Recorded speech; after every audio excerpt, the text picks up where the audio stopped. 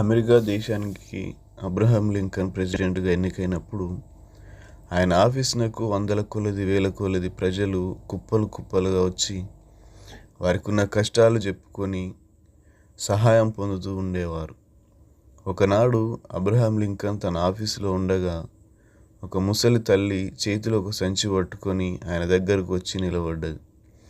అది గమనించిన లింకన్ ప్రేమతో, అమ్మా, నీకేమైనా సహాయం కావాలా అని ఎంతో మృదువుగా అడిగాడు. అందుకు ఆమె, అయ్యా, నువ్వు ప్రెసిడెంట్ అయిన నాటి నుంచి నేటి వరకు సహాయం కోరిన ప్రతి ఒక్కరికి కాదనక సహాయం చేస్తున్నారని విని వచ్చాను.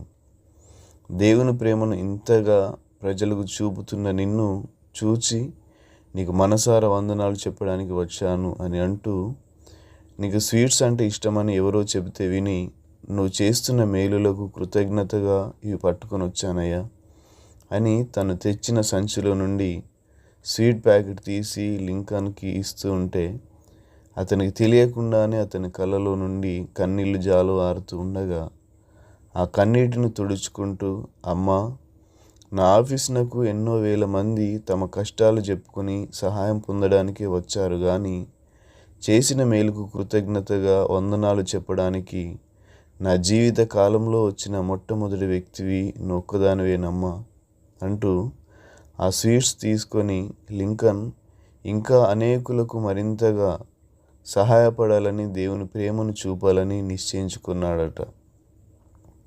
అవును, కొంతమందిని చూస్తే ఇంకా సహాయం చేయాలనిపిస్తుంది, మరికొందరిని చూస్తే ఎందుకు సహాయం చేశానా అనిపిస్తుంది. ఇంతకీ మీకు సహాయం చేసిన వారు మిమ్మల్ని చూసి ఏమనుకుంటున్నారో ఒక్కసారి ఆలోచించండి.